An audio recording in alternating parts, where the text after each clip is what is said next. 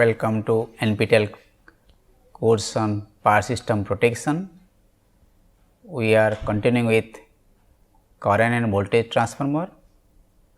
In this lecture, we will address current transformer part 2, where we will see the transient performance of current transformer, how to analyze it, and then we will continue with the saturation aspect in current transformer and how does it affect in the output current and also the relay performance.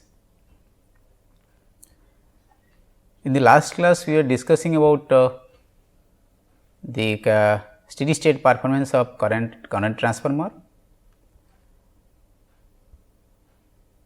In this lecture, we will go for the transient performance of the current transformer. Fault goes through a transient process. If the fault persists for a long period, it settles down to certain fault current, which is also very large amount. Before the fault, the current may be small. So, in this transition period, how the corresponding CT responds to the situation, that is of importance, as the performance of the relay will depend upon that. We see here that during a fault, the corresponding current may be significantly higher and also it may contain decaying DC and so. Further, a CT may be having residual flux in the core, having a magnetic core. This may lead to saturation and also may cause, you can say that significant distortions in the secondary output. In the last class also, through an example, we see that if the bottom impedance becomes more, then the corresponding secondary the excitation current requirement IM becomes large and it goes to the saturation region in the BH curve. And once it happens to be saturation, the error becomes significant, as you have seen. And in this saturation, as you know, any transformer, the corresponding output is affected significantly. So, this lecture is to analyze such situation. So, we will consider a CT model like this, what we have seen in the earlier lecture on the steady state power law.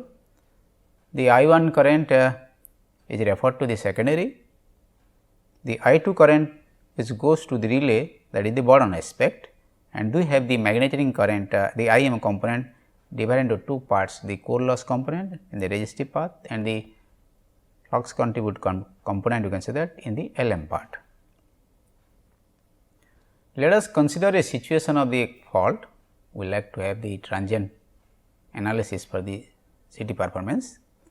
The primary current I1 referred to the secondary, let us be expressed as I maximum cos omega t minus theta minus the exponential term e to the minus t by t cos theta.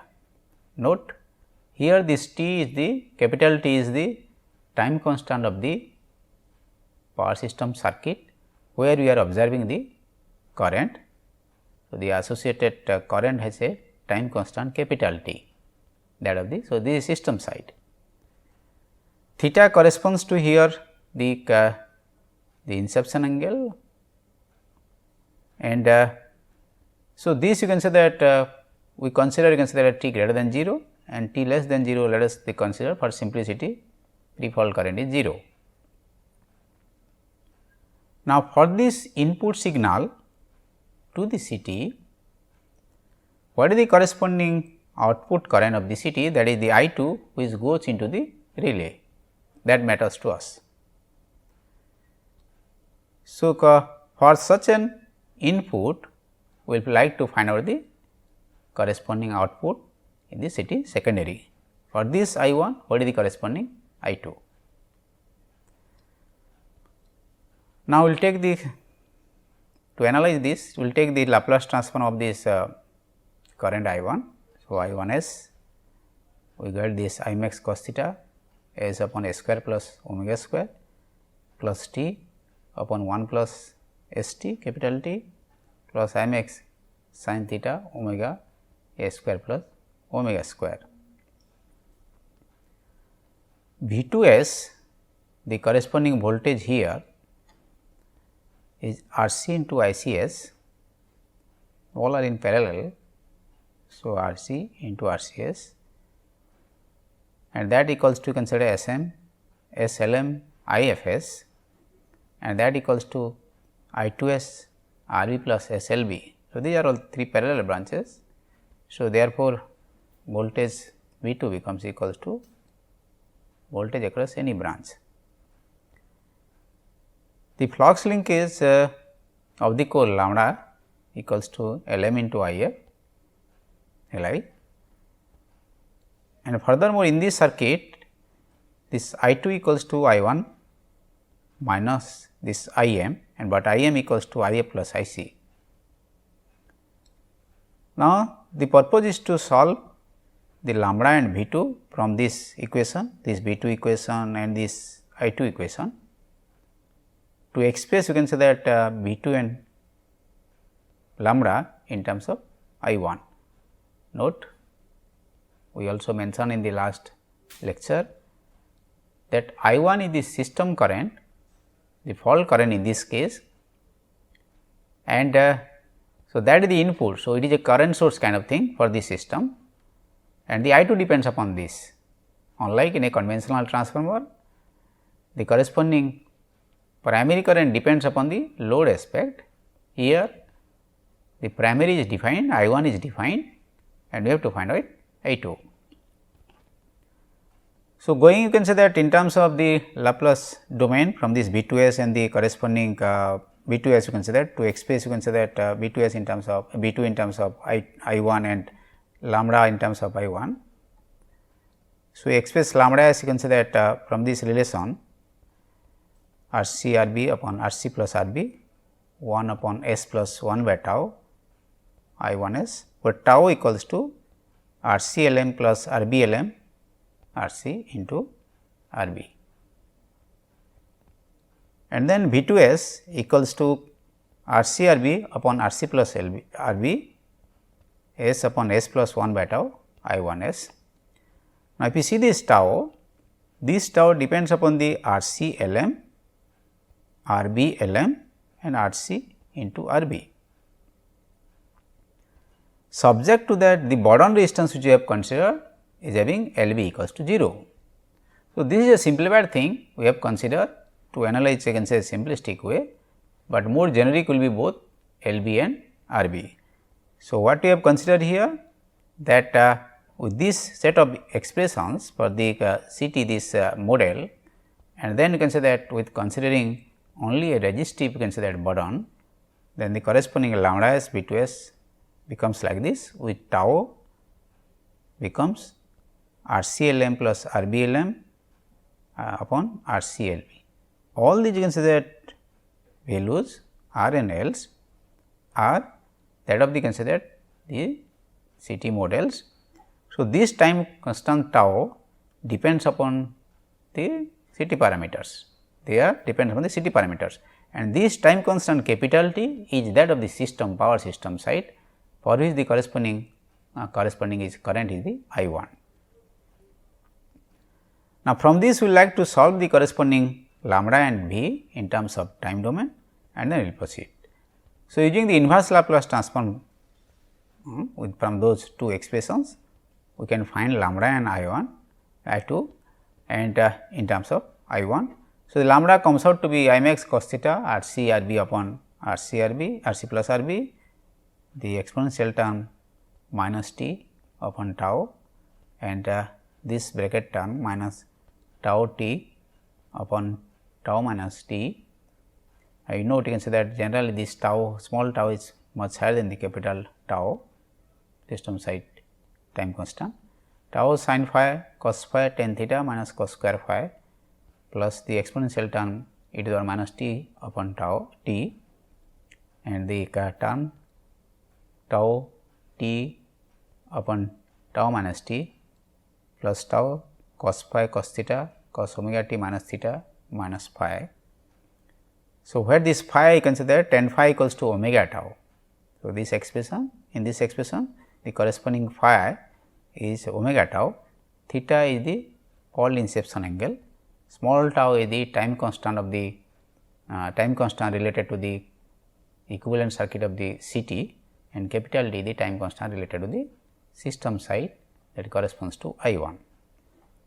Then I2, which we have defined, you can say that d lambda by dt, that the voltage upon RB, because we have neglected here LV part, that is the consideration. So, that becomes equals to Im x cos theta RC upon RC plus RB exponential term minus t upon tau, and then t upon t minus t from this expression minus sin phi cos phi tan theta minus cos square phi minus exponential minus t upon tau t, and then tau upon tau minus t minus omega tau cos phi cos upon cos theta sin omega t minus theta minus phi. So, this you can say that derivation, detailed derivations will provide also material how to achieve to this lambda and I2. Once you see here that these expressions you can say that are I max cos theta. So, that corresponds to your I1. So, therefore, lambda and I2 here are expressed in terms of corresponding I1. So, once you know this I2 from this I1, then we say that whether the I2 is following I1 or not, that we like to see. Okay. So, the expressions here you can say that what we see here is not the same expressions what I1 contains. There are additional terms here in the systems, like we are talking about the phi aspect, and then the corresponding exponential mode terms are coming into picture, and also the corresponding tau, the time constant related you can say that depends upon the parameters of the CT. So, how the corresponding I2 is in terms of I1, we will try to figure out through an example and clarify on this more. Now, let us consider a case of purely resistive burden Rb equals to 1 ohm, the way we have derived the earlier expression. Supplied from a current transformer with a core resistance of Rc, the parameter, and a magnetizing inductance of Lm, these are the CT parameters. With primary current you can say that I1 equals to this, which has an you can say that exponential term, and you can say that a sinusoidal term. Find I2 with a inception angle of theta equals to pi. The CT other parameters Rc equals to 150 with a burden of 1 ohm and Lm equals to this. This is what given, frequency is 50 hertz. Find the time domain expression for the core flux lambda and the secondary current I2. So, from these expressions there is minus 20. So, you can say that the time constant of the system side corresponds to I1 is 1 upon 20 is 0.05 second. Tau, as we have derived in the earlier expression, RC plus RB into LVM upon RC RB. So, that gives us you can say that a value of 0.01007 second. Omega tau, so this is 50 hertz, 314.16, and then the tau, that gives us you can say that the corresponding angle to be this, and then phi you can say that tan inverse tan inverse of you can say that this value omega tau. So, that becomes equals to 72.458 degree or 1.26 radian. Now, we will from the expressions lambda equals to these expressions which we have found in the earlier derivation. If we substitute all the values of you can say that of the CT parameters tau and the capital T as we have seen, and including a phi which we have found out around 72 degree. So, then you can say that from there the corresponding expressions for you can say that lambda is found to be minus 2.46 exponential minus 99.3t plus 2.657 exponential minus 22 plus 0.639 cosine of omega t minus 4.406. So, this is the expression of lambda, and then you can say that from there you can say that I 2 expression that gives you d lambda by dt upon R b, that gives you I max cos theta this expression, and if you substitute this you can say that then you got the I 2 to be 244.7235 e to the power minus 99.3 t minus 53.143 20 t minus 20 t minus 20952 sin 314.16 t minus 4.406. So, you see you can say that this expression is different in terms of the with respect to the I 1. That means that the I 2 now differs in terms of the nature of the wave, nature of the characteristic output with respect to I 1.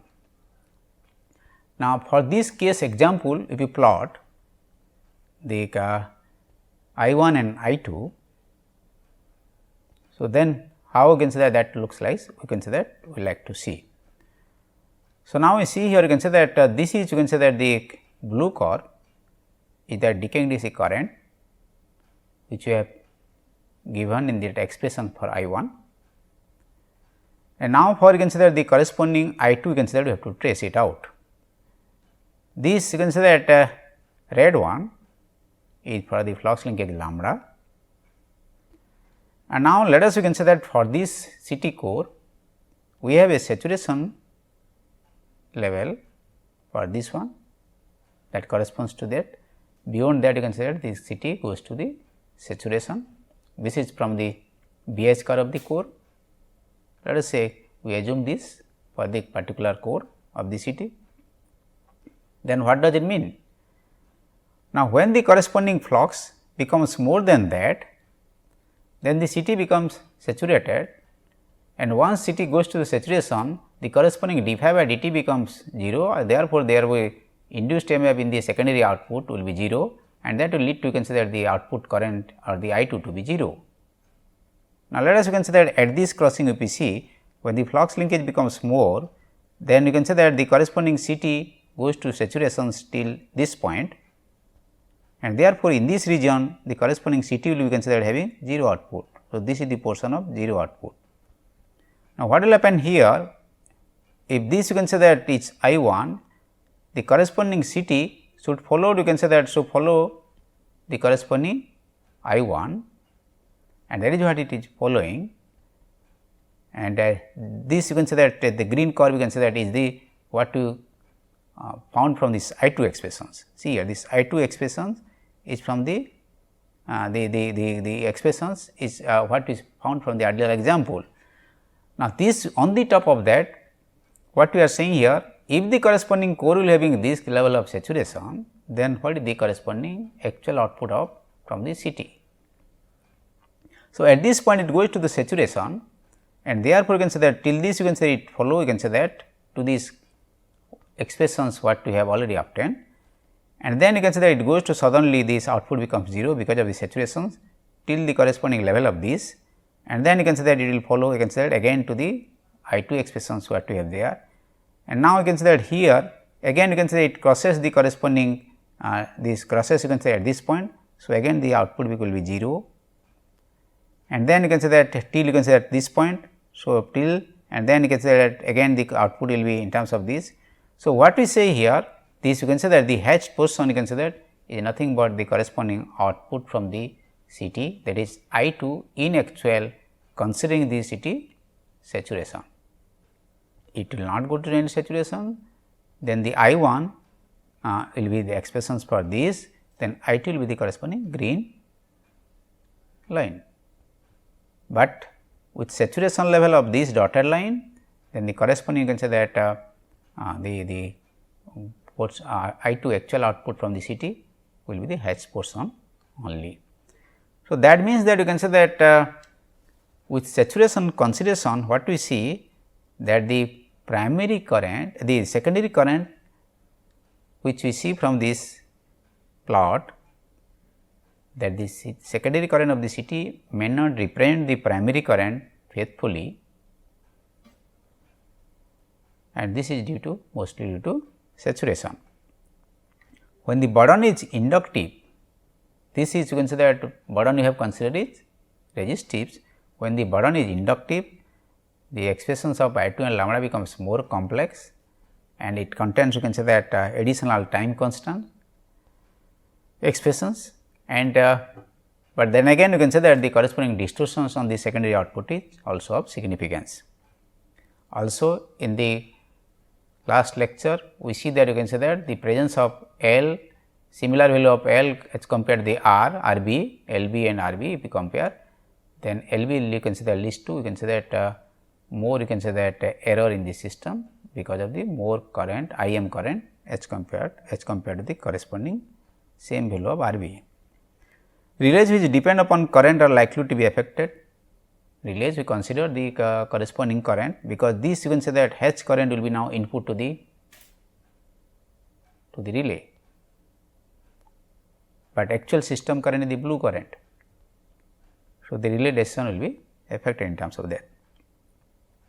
So, point is that if there is possibility of such saturation issue in the relay in the CT, then the corresponding protection mechanism must consider while designing the scheme.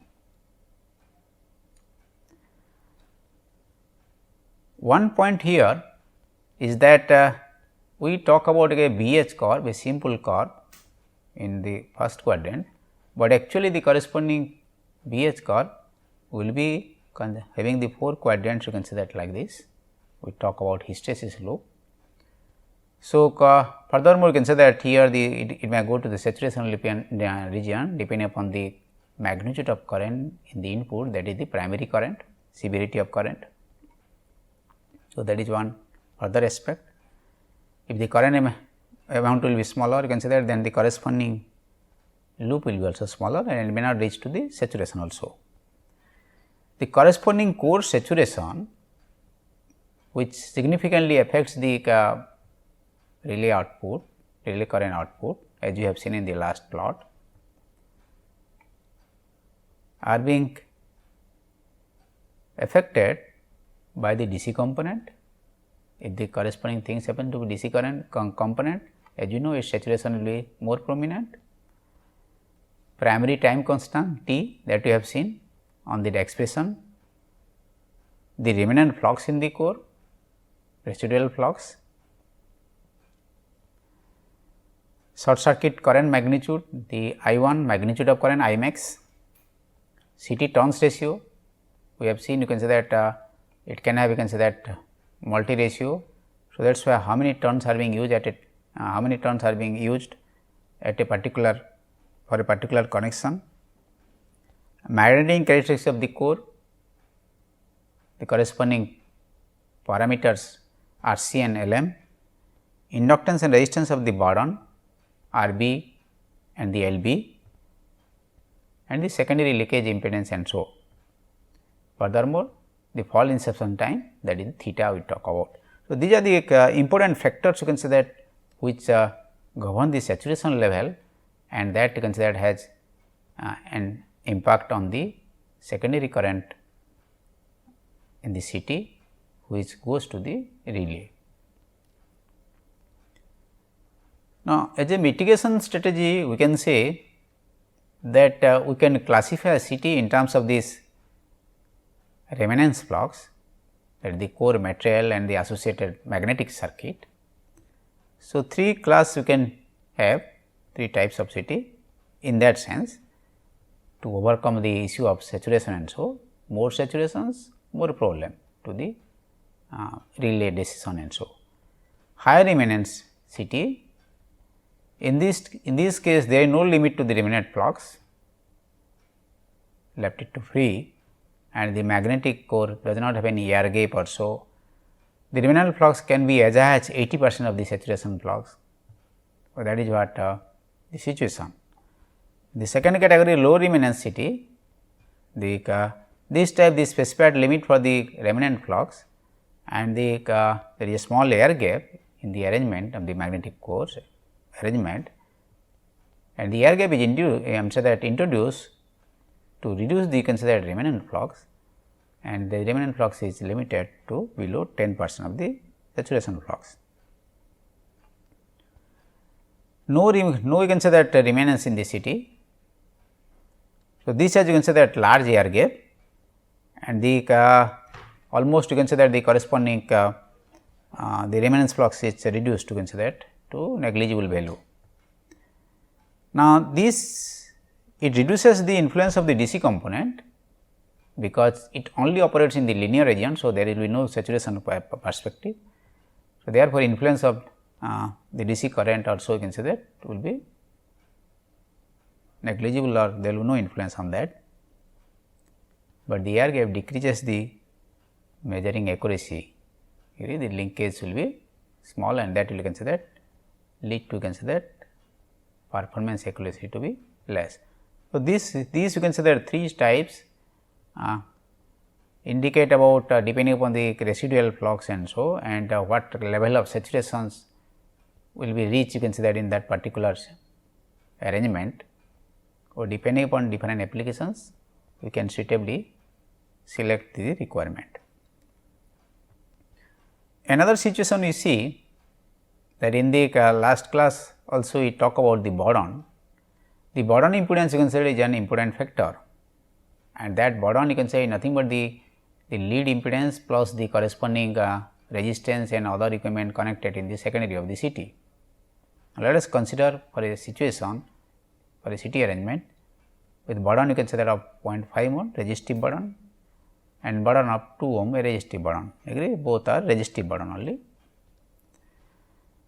So, with that 0.5 ohm, if you see you can say that the corresponding blue one is primary current you can say that referred to secondary, that is what we expect that the CT secondary should provide to the relay. But what happens with this Bourdon? No, the CT secondary current for this case does not follow you can say that the blue curve, the green one you can say that is the CT secondary current, and you see here you can say that due to the saturation the there is a difference between the proportionate primary current and the secondary current. Now, if the Bourdon you can say that is 2 ohm RB, then we see you can say that the corresponding saturation will be more prominent, more significant, and that you can say that is a more problematic case in the second case. So, what we consider that we conclude from these two plots is that RB results in more and more saturations with higher value. So, in an arrangement this RB is in the connectivity lead you can say that impedance, and the corresponding you can say that the impedance of the relays and other accessories connected to the secondary of the CT. So, in a you can say that substation, can you control that, can you reduce that, then accordingly you can say that the CT saturation can be also reduced in a particular application. Now, let us you can say that how the corresponding saturation affects the relay performance, that we like to have a look. So, this is a case of current without saturation, CT secondary current. With saturation, the current happens to be the red curve.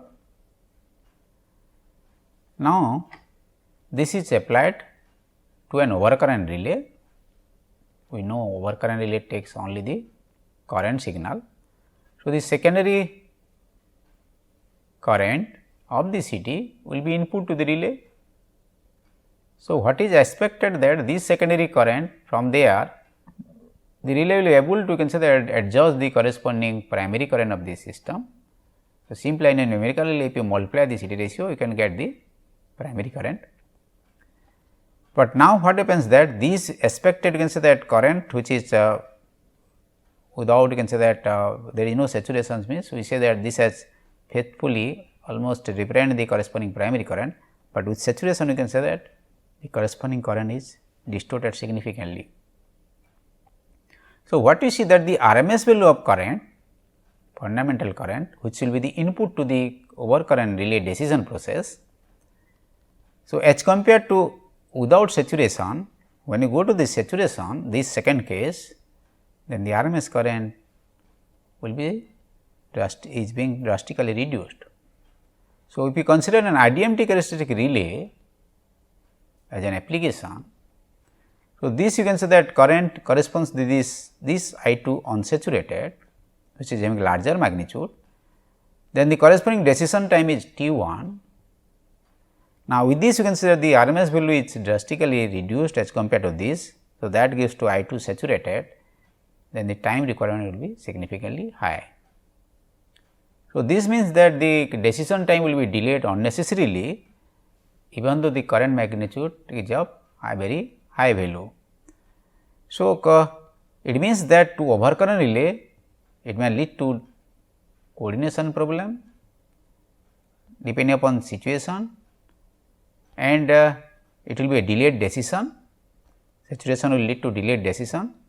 Furthermore, if the saturation will be too deeper, then there may be a case arising that relay may not find the corresponding RMS value to be significant greater than the peak of current, and the relay may not able to detect to consider the fault also, or it will be too delayed to consider to trip the circuit, where the backup protection may be acting considered before that, if that arrangement has no issue of saturation and so. So, this result example depicts that saturation has significant impact on the relay decision.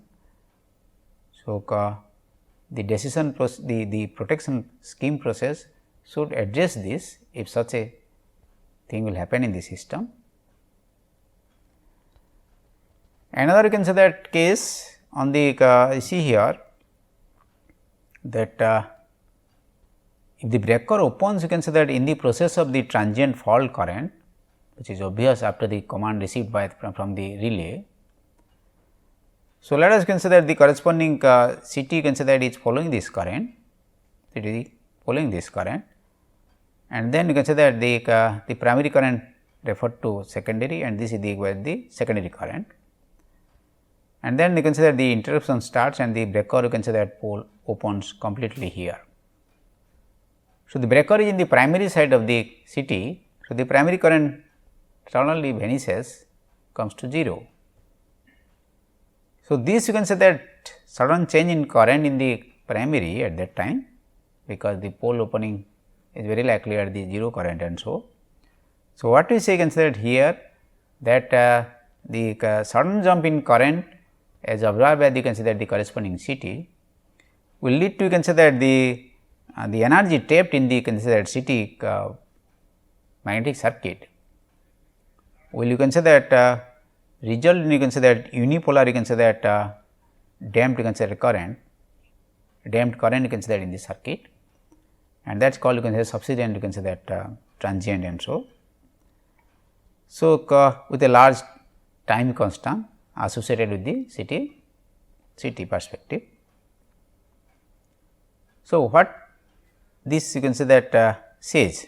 This says that even though the primary current is 0, still there is a secondary current in the CT and which is input to the relay. Typically, in case that the breaker failure detection, which uses you can say that which is based on you can say that overcurrent relay, if so, then the decision process will be delayed unnecessarily.